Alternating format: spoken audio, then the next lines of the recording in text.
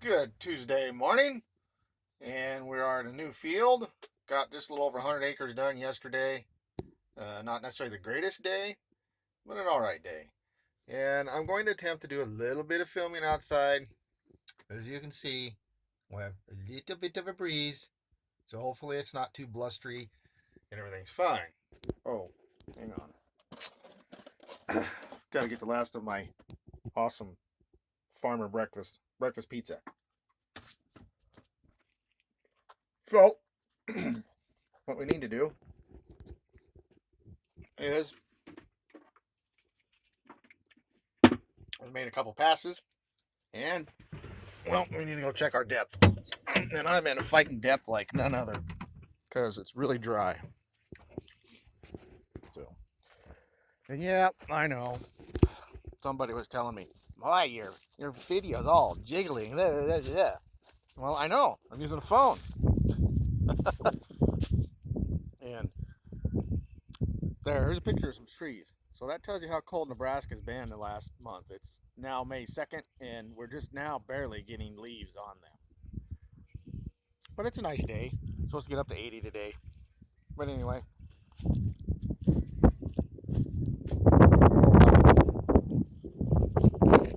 come out here, do some digging, and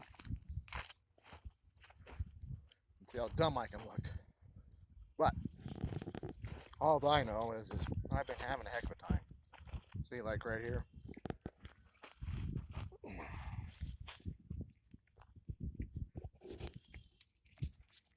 This is, of course, the very end of the trench, but see, we're not very far in.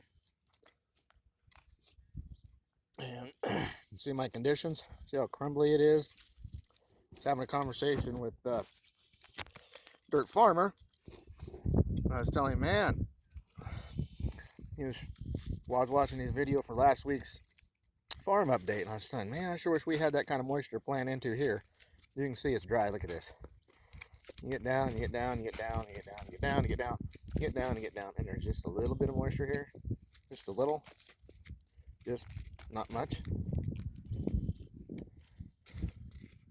But that's what happens when the dang wind blows all the time. We've had nothing but wind the last couple of months, about the month and a half. Typical spring around here. So anyway, I always cheat and come out here where we're at the end of my row to do my digging around.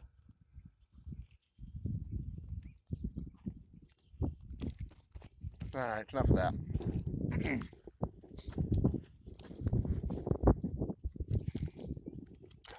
But I've been having a heck of a time. My depth, because you can see how crumbly my trench is. And what happens when it's dry like this, your opening discs make your trench, and see how crumbly it is, because this is where the seed drops. The last of this tube, and this is up here where this here is where the coulter was. This is where our our opening discs are, and see how crumbly it is. So you got your opening in your disc right there, and right behind it you got your seed tube drop. You can see the trench collapses on it because it's dry. It won't hold it. So I'm at 1.5 inches, and I want to be 2 inches on a lot of these. And of course, that's there. You get back here, we have a packing wheel where your packing wheels are. You can see your indentations here. And see if we can find a damn seed here. And this is the outside wing. And earlier I lowered everything. Ooh, did I just see a piece of green? Or did I kick it out? Probably kicked it out, with my luck.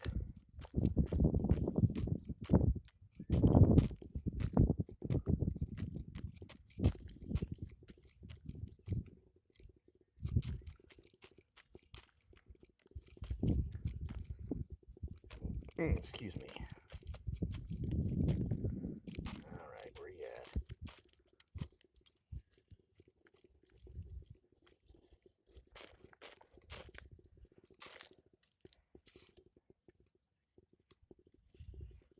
I like how some farmers do this. Bam, they just find the seed right away. Me, it seems like I'm out here for fucking...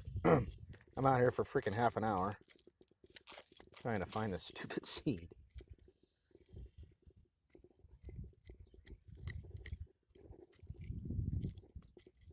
Really, I know what I'm doing. It doesn't seem like it right now, but...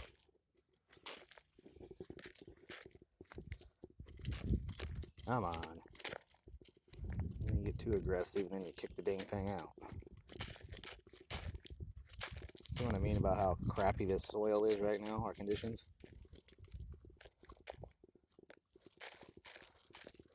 Oh!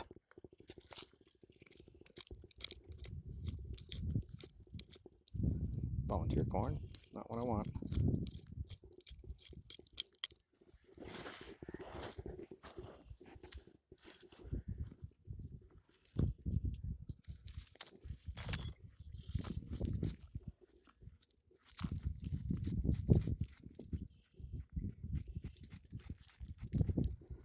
If I dig from here back to Scotts Bluff, maybe I'll find a seed. Anyway, I know they're in here.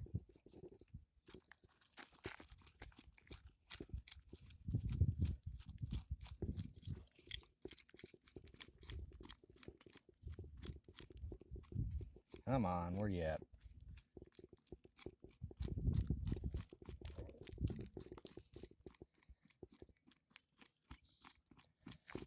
And it's funny, back there, it's clear on top. But, of course, you gotta figure out where... Oh, come on.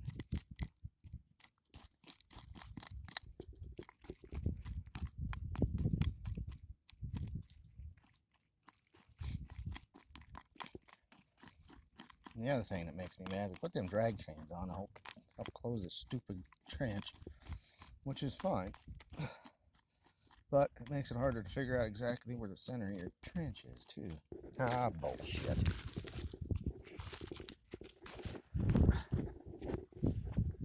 I honestly know there's seed out here. But, see, being as I'm filming, I can't find any, right? Oh, where do we go here next?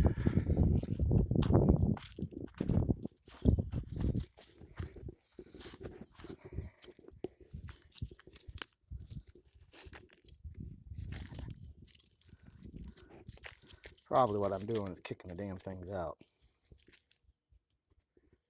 It's about the center, right there.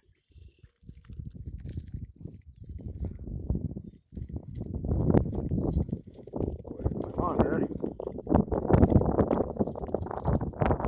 Every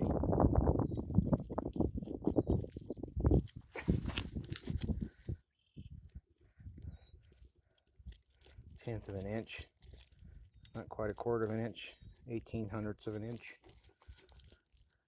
And you're supposed to be dropping a seed. We're planting 34,000 for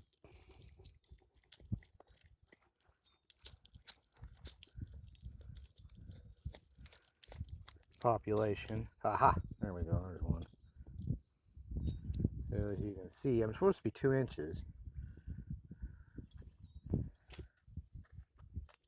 And to me, that's not 2 inches.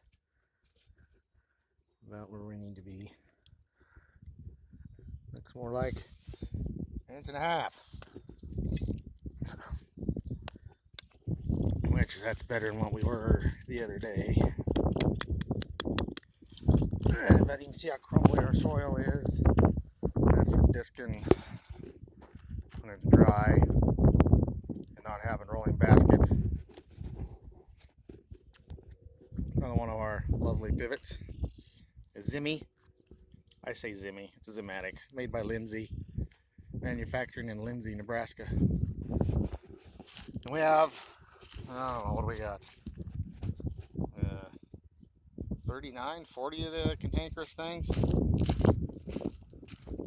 Yes, they're good to have. Especially like right now, as dry as it is. And to answer dirt farmer was asking me the other day about our water, and because they don't have very many pivots up there, so they don't have any moratoriums or anything, and we do here. So when it comes to groundwater, we're limited to like 12 inches a year, 10 inches a year per acre, something like that. I'm not sure how they do that. It's 10 inches a year compared to rainwater type thing, I think. 10, 12, something like that. But all of our pivots, except for like one of them, we have groundwater, and we also have irrigation water out of the North Platte River Valley Basin. So we have not the oldest in Nebraska, but one of the older irrigation rights, and that water comes from the snowpack and melt from the Rocky Mountains up by Casper. And so we were informed this year that we are going to get our full allotment. We're not going to get allocated like we were the last 2 years, because they have had a lot of snow in the mountains this year. So thankfully, we will get all of our water. So it's nice to have both the groundwater and the regular water. For one, we're not sucking all the water out of the ground, but like, in May, like this, where it's dry as it is, and it's supposed to rain later this week. We're supposed to have like 5 days a chance of rain, which I hope we get some. Uh, but if you have a drier May, and then they don't have what we call a hay run with the river water, then you're stuck with no irrigation water. So it's nice to have wells so you can supplement each other with it. So, but yet we're not on a year like this year when we get into full irrigation season, which starts usually, depending on the year, towards the end of June, first part of July, clear through the middle of September. And when you got 41 of those cantankerous things, guess what? You come to work in the morning in the middle of July, it's not if, it's what one do we got to go work on today? Because it's either stuck, a gearbox, flat tire, center drive, or whatever. It gets pretty old and monotonous. Um, I watch O'Neill Family Farms a little bit, and they're a eastern Nebraska farmer, and they have pivots. And I was watching them last year, and it don't matter what farmer you are, if you got pivots, at some point in time you're changing a tire, you're doing something, and of course, inevitably, it's the middle of July when it's 100 degrees, and you have to go right. It's always the very middle one you got to go to in the middle of the cornfield and change out a gearbox, pack that thing in there. It's no fun. It's no fun. But it's the difference between having 100 bushel, 80 bushel dryland corn here, because we don't get the rain that you guys get back east in Iowa. Sure wish we could raise 300 bushel corn here on Mother Nature, but we can't. We have to raise 300 bushel corn here, or 100, 250, 200, whatever it is, depending on the year, and if we get away from the white combine, meaning hail.